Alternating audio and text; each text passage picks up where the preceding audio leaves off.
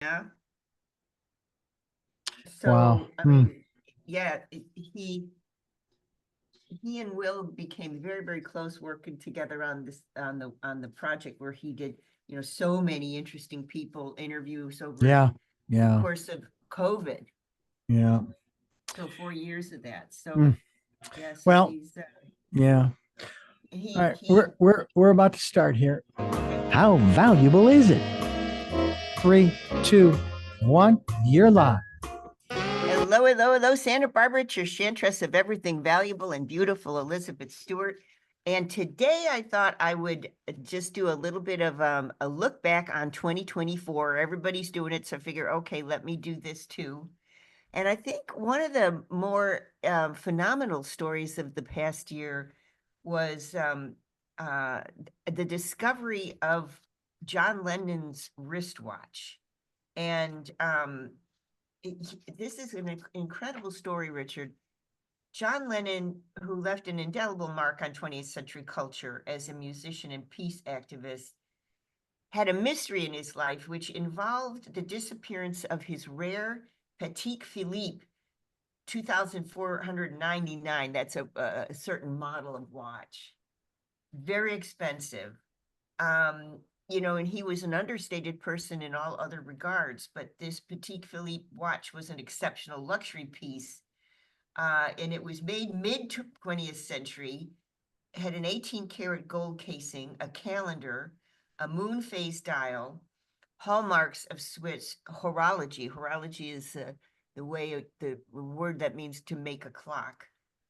Only a few hundred were made, and in 2023, a similar model sold for a record-breaking 3.88 million. That's almost $4 million for a watch at Sotheby's. Wow. Now, Yoko Ono gifted the watch to Lennon for his 40th birthday in 1980, shortly after they reconciled following a brief separation, and she had it engraved.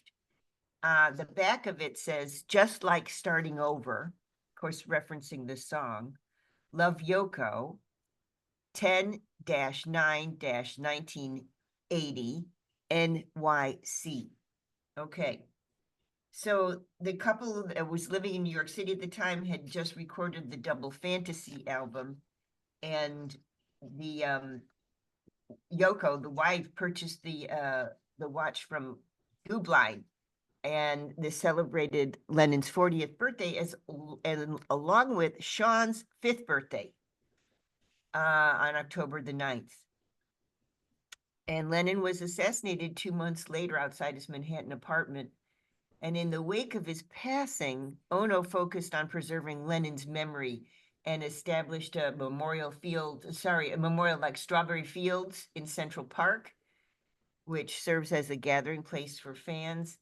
His possessions were cataloged by Ono in an inventory and stored in the apartment that Ono kept. And for decades, it was presumed the watch, which is worth $4 million, remained safe there, tucked away in a cupboard in a locked room. However, in September, Ono's attorney received a call from Christie's auction house informing her that a man was going to sell the watch. Well, Yoko looked in the place where she always had the watch since 1980, and it was gone. So she filed the claim, asserting she had no idea where the watch was removed to or who took it. And suspicion fell on her former chauffeur, who had previously tried to extort her. The relationship soured in 2006, and the chauffeur was arrested for threats against Yoko. He was then deported to Turkey. Well, years later, evidence surfaced linking the chauffeur to Lennon's missing property, much other property than the watch. And during the bankruptcy proceedings of a Berlin auction house, 86 items belonging to John Lennon were discovered, traced back to a man named Erhan, who claimed to acquire Lennon's property from Carson, including the watch, which was sold privately to an Italian collector living in Hong Kong. This collector attempted to sell the watch through Christie's, and the Christie's had to alert Yoko. Now, this watch is engraved. I mean, who is dumb enough, Richard, to sell a watch that's engraved, just like starting over Love Yoko, 10/9/1980, New York City? Who is dumb enough to do that? Anyway, in this past November, the watch, which was a center of an ongoing lawsuit, was determined by a Swiss court to rightfully belong to Yoko.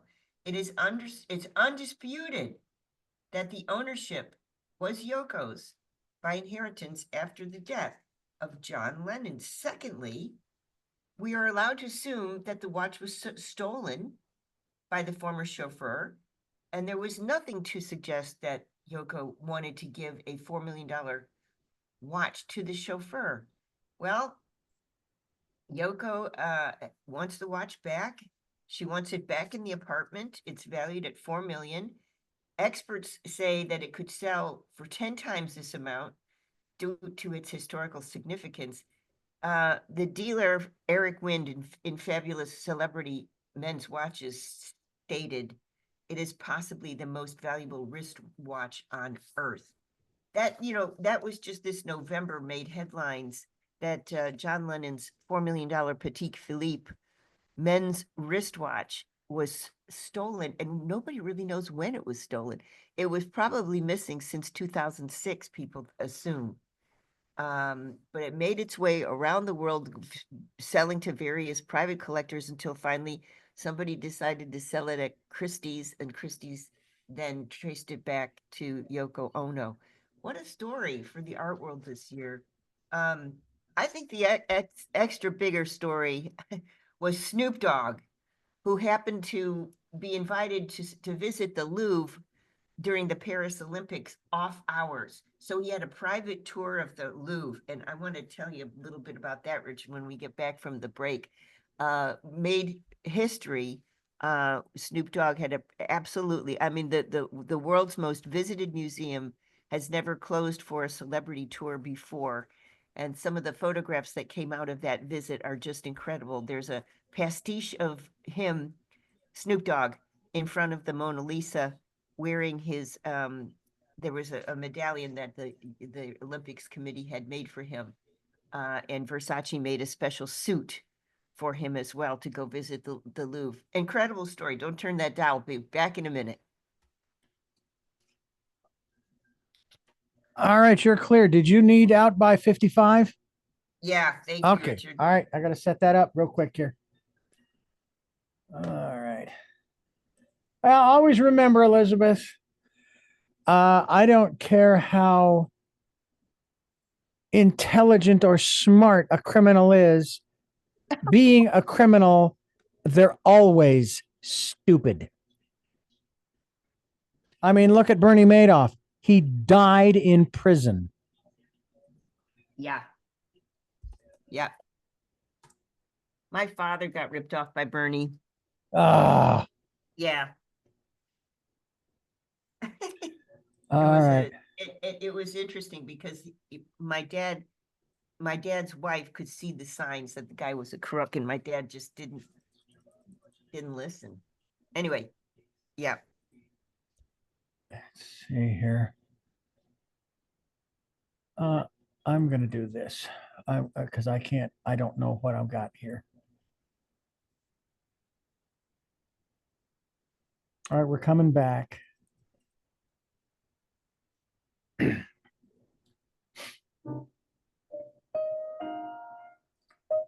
right.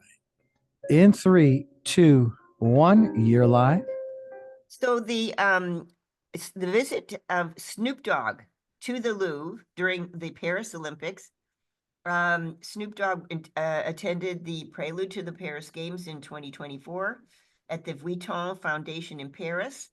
And as I mentioned, Vuitton made a special suit for him, and he had the beautiful medallion as a representative of the United States to the Paris Olympics. The headline when he visited the Louvre, and it was private attendance just for Snoop Dogg after hours. It was this Snoop Dogg was high, but attendance was low at the Louvre during the Paris Olympics. How interesting. I know it. And what they're referring to was the Louvre itself tried to get into the swing of the Paris Olympics, and the Louvre spent about 12 months trying to attract visitors who were coming to Paris for the Olympics. First of all, they hiked admission fees for the first time in 7 years ahead of the arrival in Paris of the Summer Olympics Games. The museum then hosted yoga sessions, can you imagine, and mounted a show celebrating the history of the games.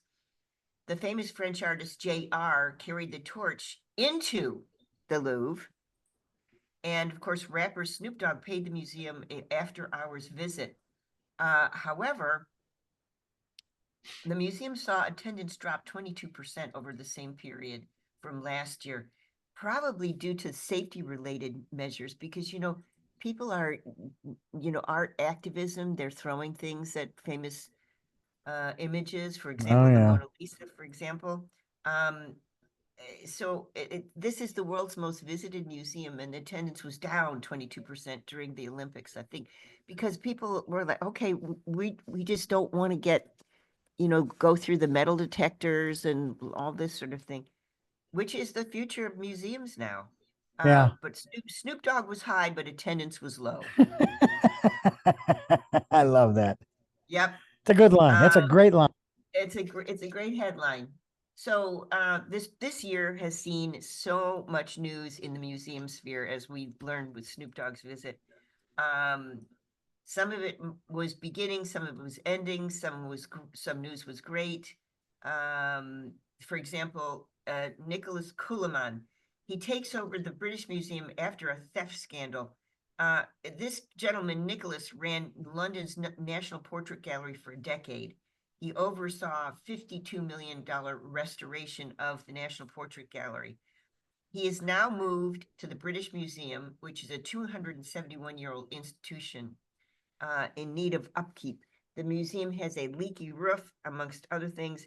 Nicholas Cullinan will deal with the aftermath of a scandal in which a former staffer is charged with stealing. Can you believe this, Richard? Talk about criminals. He's charged with stealing 1,800 objects and selling museum quality objects from the National Portrait Gallery on eBay. Oh, How did he jeez. get away with that? I have no idea. Ironically, another challenge would be coping with those who want to remove some of the British Museum's national treasures. Because, for example, there's this, we talked about this once before, Richard, there's this repatriation idea. For Hmm. example, the Parthenon marbles should go back to Greece, and the Benin bronzes should go back to Nigeria. So the jury is out what the new director is going to do. As another museum story for you, Brazil's oldest museum caught on fire, and this was in 2018. The 200-year-old National Museum of Brazil in Rio de Janeiro was devastated by a major fire. Um, they're working with a not-for-profit institution to restock some of the most important exhibitions. One of their major exhibitions could be in Brazil was a fossil collection, and they put a call into a major fossil collector, Burkhard Pohl, and the other collectors who collected fossils over their career. They begged the cultural community to make donations of fossils to begin rebuilding the collection. Uh, this gentleman, Burkhard Pohl, donated over 1,000 fossil pieces, many of which were discovered in Brazil. The museum is hoping to rebuild the collection, which had 20 million artifacts.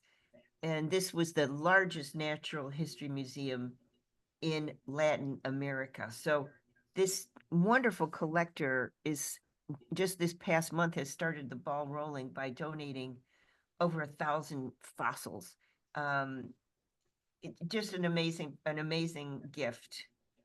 Here's another one. This is what's happening in some of the smaller museums in the world today. And I give you the example, Richard, of the Brower Museum, which is at Indiana University's, Valparaiso University.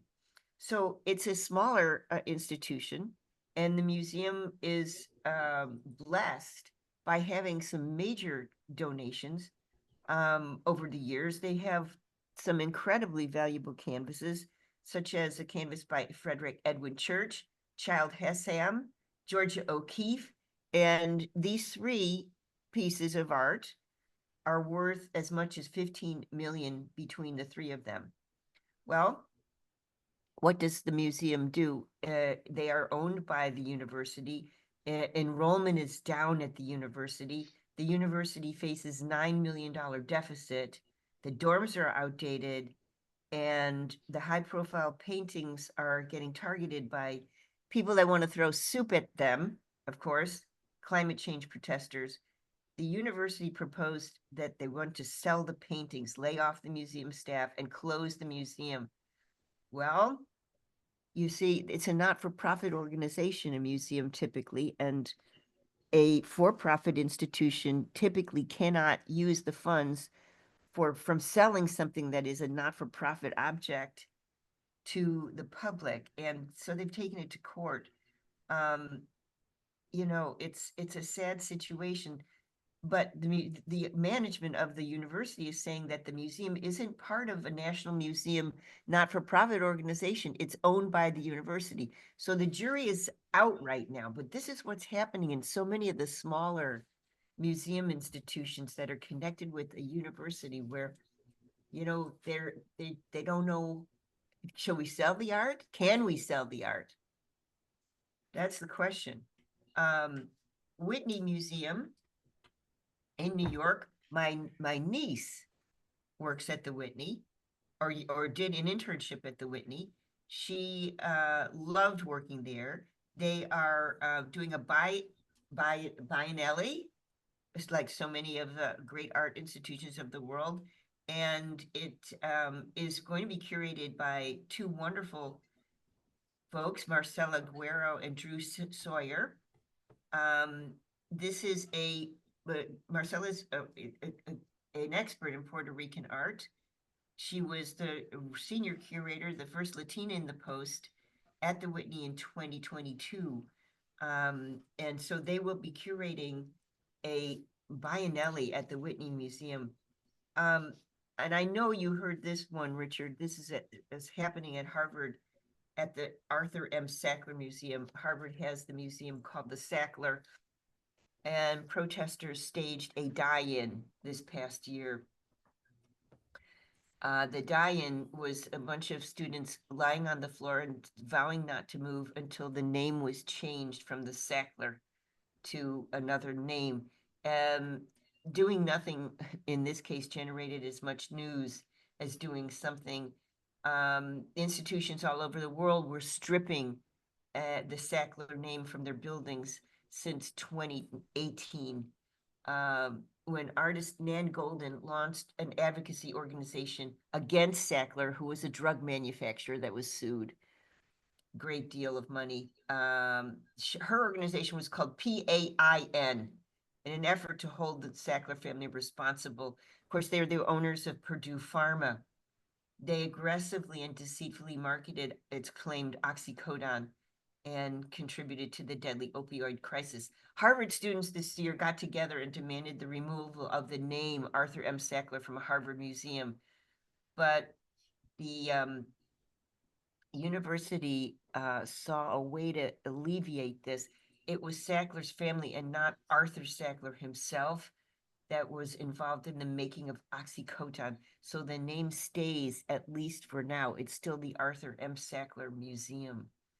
So these protests against the Sackler family, many museums with the Sackler name or Sackler donations have been rebranded, by the way. Amazing. It's by activism, basically. People this past year were fed up, and they said, okay, well, extremely wealthy family. They've given a lot of art to a lot of museums, but we don't want their name on that building. Glenn Lowry, the director of the New York Museum of Modern Art since 1995, has resigned. And Museum of Modern Art in New York is the premier modern art museum in the world. He told folks in September of this year that he would leave this immensely powerful position in 2025.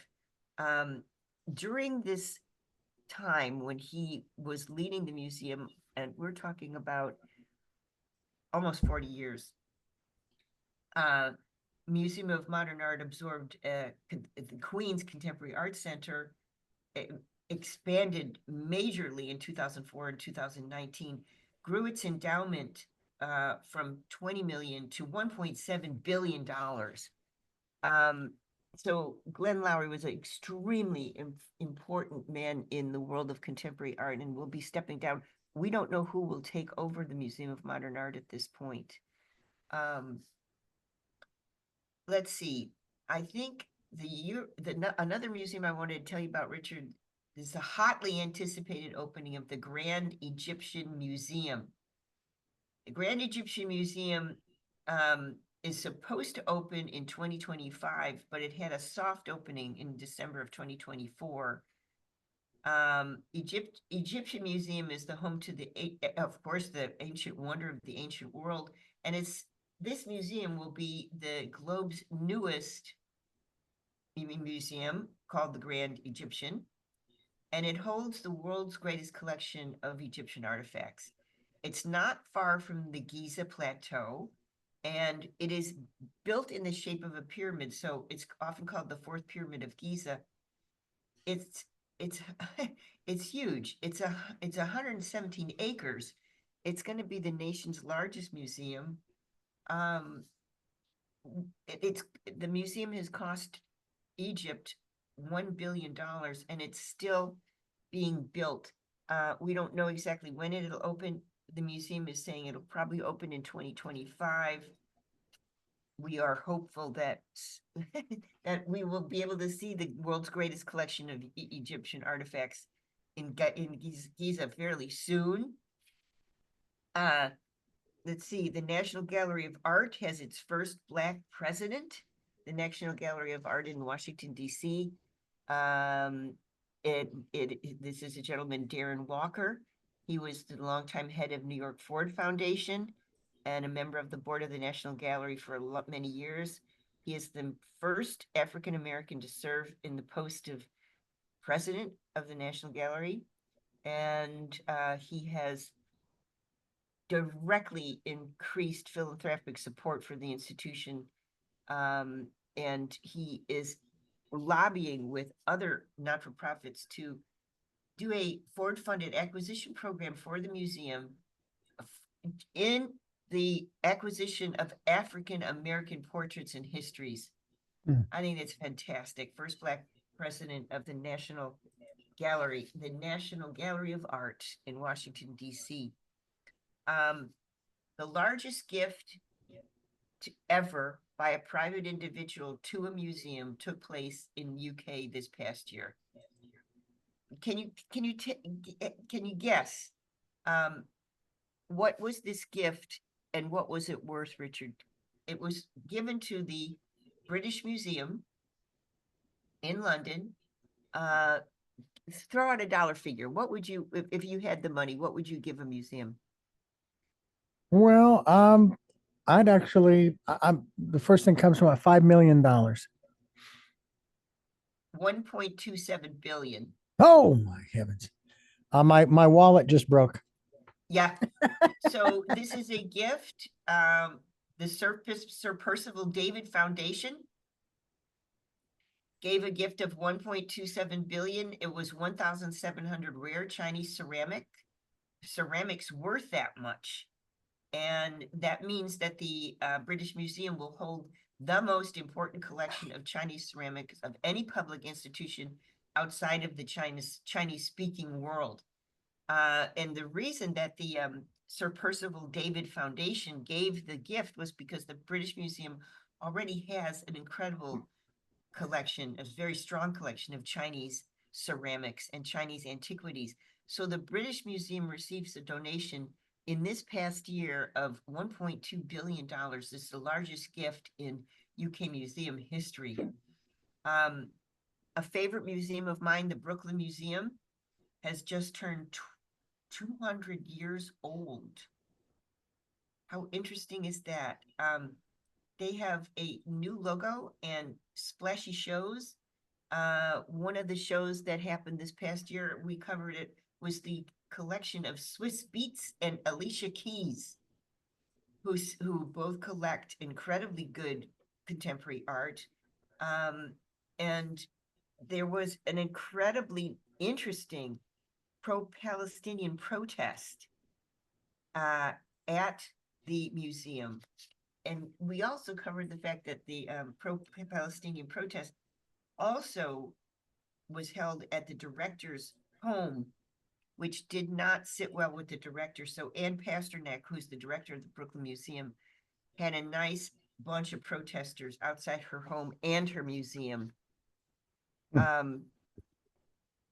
When we get back from the break, Richard, I would like to talk to you about celebrities who collect art or who are artists in the news. I want to tell you about Kim Kardashian's recent purchase of a major $4.9 million work of art, Pierce Brosnan's show, Johnny Depp's show, Michael Jackson's jacket, Taylor Swift's exhibition. So don't turn that dial. Back in a minute, we're going to talk about celebrities and some of the interesting things that they got up to in 2024 and are going to get up to in 2025. Don't turn that dial. Back in a minute. All right, you're clear. Interesting stuff. Crazy. Yeah. And to think, I thought it was a big deal to collect business cards. Right. Actually, you're setting up an archive by doing that. And we talked about this on the air. Archives are a major collectible thing right now because paper is going by the wayside. So Yeah, it there's is. whole dealers in archives, the dealers that buy archives. I've worked with a few, and they'll pay a lot of money for such things. Okay. I'll hang on to them then. Because I got a lot. Okay. No phone number there.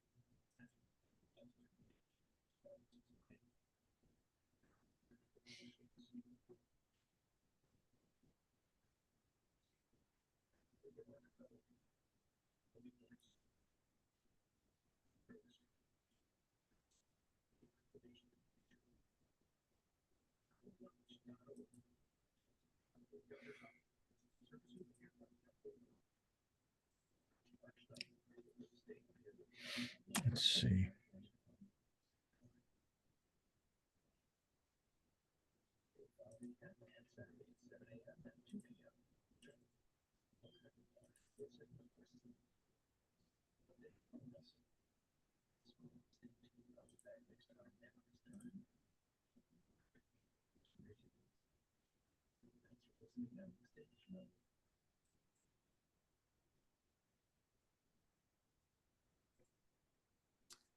All right, we're coming back.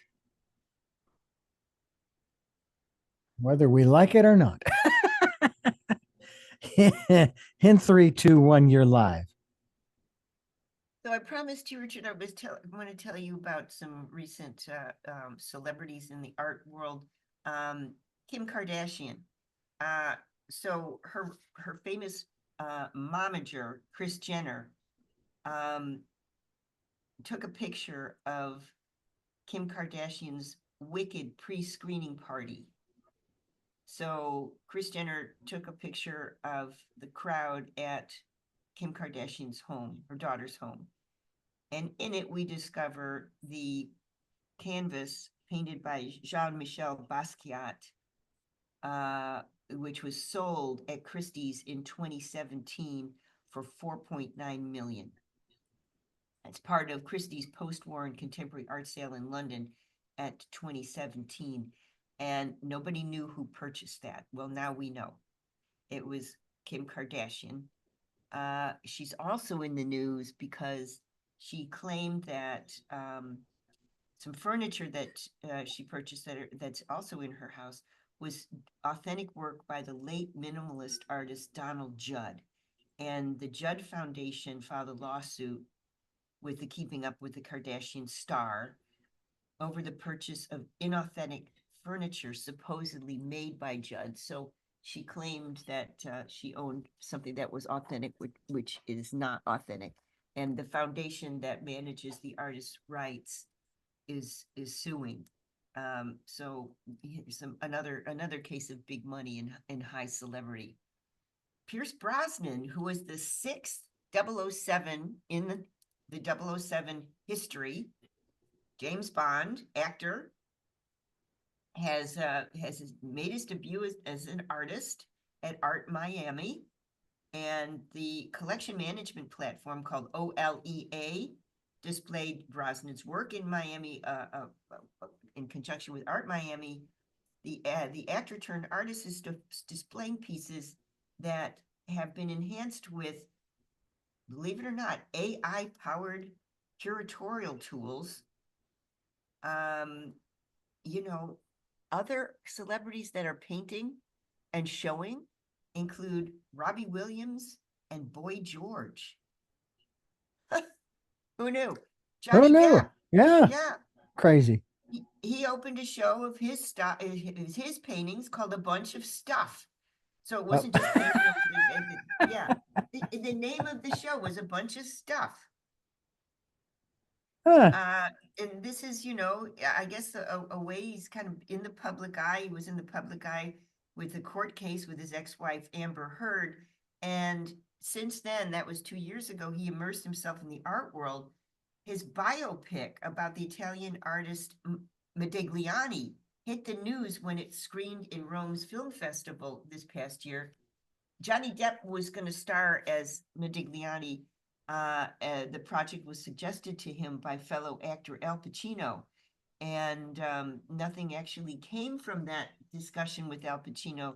But Depp's own exhibition, titled, as we said, A Bunch of Stuff, opened at the Star at Leia building in New York. The show was a collection of work the star had created over the course of several years: paintings, collages, installations, and many of them featured written slogans and musings. Did it get good reviews? It got a review that was very, I don't know, questionable, because the review commented on Johnny Depp's appearance. Apparently, he has changed greatly over the past couple of years. And they said, the once fashionable, handsome star, blah, blah, blah, blah, blah, in the emphasis on the once. So his exhibition wasn't panned, but his appearance apparently was. Michael Jackson, the king of pop. It was a tricky year for collectors of Michael Jackson memorabilia.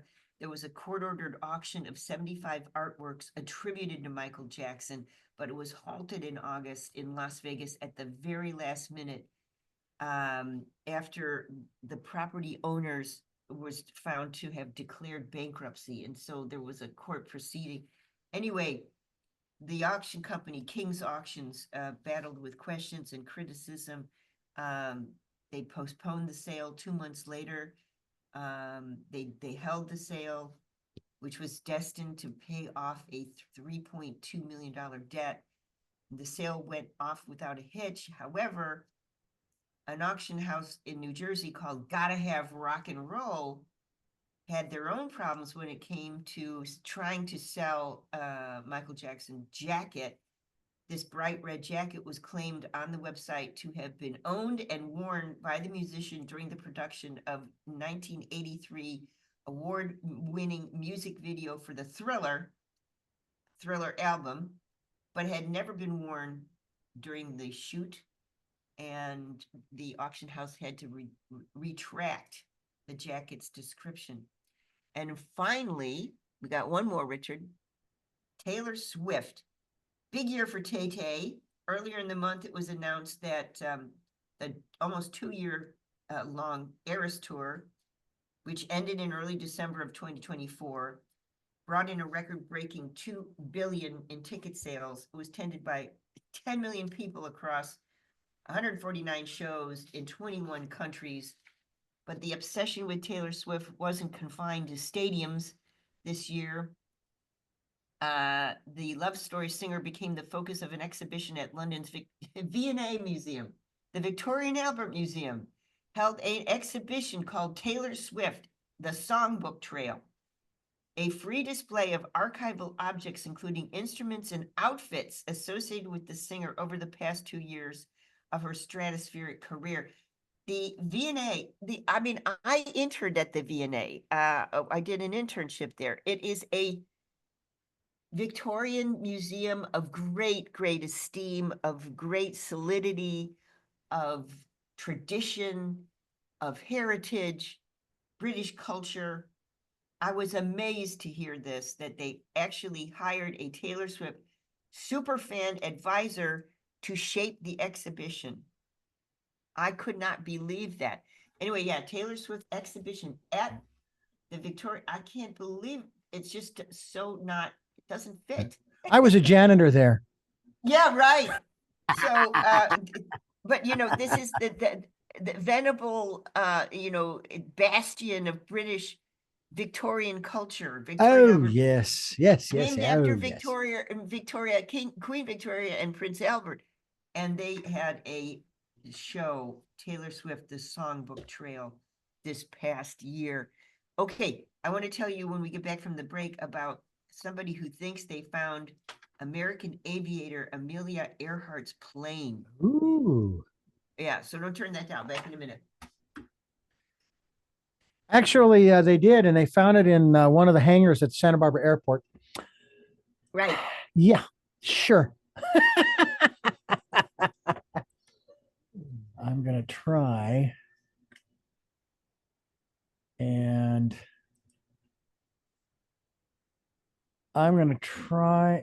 bring that up.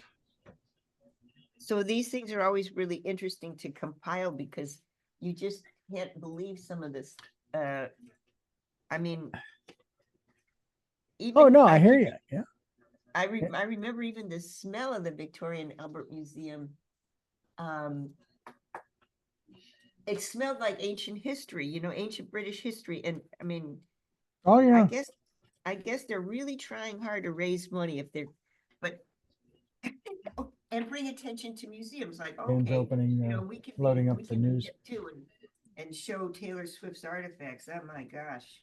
Erica just responded, exclamation point 4 So times. Richard, another interesting part of Yes. Elizabeth Stewart history. So the dog, my dog has dry eye syndrome and slinks, yeah, and one eye does not produce quality or quantity of tears. And we've been through 3 vets here in Santa Barbara, and there is a specialist vet in Arroyo Grande, almost 2 hours away, that she's an ophthalmologic vet. Well, very good. All well, she does. Cool. All right, here we go. 3, 2, 1, you're live. Welcome back. It's Elizabeth Stewart. In 1937, famed aviator Amelia Earhart left Miami. She left Miami hoping to become the first woman to fly around the world in a very special plane. She flew across the Atlantic 5 years earlier. Can you believe that was an achievement in 1932 to fly across the Atlantic? Her journey to go around the world came to an abrupt end when she and her navigator, Fred Noonan, went missing near New Guinea in Oceania. She was a celebrity at the time. She was extremely pretty, perky redhead. Her disappearance sparked the most expensive air and sea search the U.S. government had ever conducted up to that point. But the searchers proved unable to locate the remains of Earhart's twin-engine bus-side Lockheed Electra. They could not find any trace of Earhart herself. While the mystery of the tragic disappearance came close to being solved in 2024, when Deep Sea Vision, which is a deep water exploration company, released sonar images of what appeared to be an airplane lying on the bottom of the Pacific Ocean, 100 miles off Howard Island, not far from Earhart's last known location. Well, the object, Richard, could not be identified from the images, but the shape really looked like an airplane. And one of the most unique characteristics of Amelia Earhart's aircraft was his distinctive twin vertical stabilizers on the tail of the aircraft. And the sonar observed the same configuration. Uh-oh. Well, they went public. Deep sea water exploration went public, deep sea vision, and explorers dove down to see the object. They discovered the object was a bunch of rocks that looked like a airplane shaped formation. Very expensive exhibition, and it came to rocks. Wow. Now, other speculation is this mystery still goes on, Richard. Seemingly absurd, but maybe likely, is that Amelia Earhart was eaten by coconut crabs. Okay. Sure. Sure. I What believe are that. these? What are coconut crabs? They, here we are talking about New Guinea. Well, coconut crabs are found in the area. They are 3 feet in length crabs. They're found in the area where her plane went missing. They're called robber crabs. They have a pinch force. I didn't know such a thing existed, a pinch force. They have a pinch force of 3,300 newtons, which just put it in context, Richard, Yeah. is stronger than the bite of any land animal except the alligator. Wow. So Okay. let's say if she ended up on that beach, whether it was her remains or herself, on this particular beach is flooded with coconut crabs, and they can easily tear apart seagulls, other crabs, coconuts themselves. Scientists were interested to know after this was discovered if they could move the remains of an entire human being. They're 3 feet in length, but they're crabs. So to test this, researchers from the International Group for Historic Aircraft Recovery scattered large human bones across the beaches of this particular island near New Guinea and found it took the coconut crabs less than 2 weeks before they had completely eaten the bones and the human remains, etc., that were left on the beach. So one of the members said, "This tells us that crabs, in fact, drag bones." Hmm. Concluding that the coconut crab hypothesis, however bizarre, cannot be ruled out. Now, there's other theories. What happened to Amelia Earhart and her plane? And why it matters is if we discovered that plane, the auction world would be having a field day. I mean, they would be in Yeah. such competition. So other theories, what happened to the plane? Well, maybe Earhart was secretly an agent for the US government. Maybe she was taken captive by the Japanese military for trying to spy on their island. Many believe that Earhart ended up on the island called Nicaragua, I can't pronounce it, where remains of an unidentifiable plane wreck were eventually discovered. But researchers, people have followed this since the 30s. Mhm. Researchers have found a photo in 2012 showing a group of people standing on the dock. The writing on the back of the image says that these are the Marshall Islands where her plane went down. The photograph is unremarkable, except there's 2 people, and this is dating from the 30s, the late 30s. There's 2 people of Caucasian descent. One of them is identical in appearance to Amelia Earhart. Now, remember, she had an aviator with her, Fred Noonan. So Hmm. people are speculating, oh, well, if Fred and Amelia led happy lives in relative secrecy on this island, and she ditched the plane, the photograph, of course, does not constitute conclusive evidence, but I think history has proved beyond a reasonable doubt that Earhart survived her flight, said an FBI director. Hmm. Going on to say that the photograph was definitely proof, and that she was probably taken prisoner by the Japanese later on during the war, World War II, and possibly never heard from again. Incredible story, Richard. Shall we go to one more break? We don't have one to go to, so continue Okay, on if you'd I like. will continue. I will continue. Yeah. So when we last talked about happenings in the art world, I gave you a list of the monthly sales at art auctions of the most expensive works sold. Well, I'm now going to give you a list, Richard, of the most expensive works sold in 2022, period. And you were in awe of some of the prices paid for some of these works of art. This is really going to blow your hat off. Okay. Nice pun. This is really going to blow your hair back or your hat off or whatever we say. So ArtNet Pro taps the ArtNet price database, which I use greatly, examining the 10 priciest lots that sold. So we are going to start with sales of works that sold in New York. There were 7 that sold in New York City. And Hong Kong, London, and Vienna also were hotspots. Here we go. Rene Magritte, L'Empire de Luminaires, painted in 1954. Sale price, 121.2 million. Seriously? Honestly, I'm we sorry. can't- I'm sorry, but I'm going to base this. I would base the pricing from my perspective. This is my perspective on how old something is. That is not old enough yet to well, but warrant. the artist Magritte is, I mean, Magritte is Magritte, and people Hey. will pay. So Yeah. this was in the collection. I mean, yeah, this one 121.2 million. So over $100 million was a new auction record for the Belgian artist Wow. Rene Magritte. Yeah, it was the only painting to break the 100 million threshold at auction in 2024.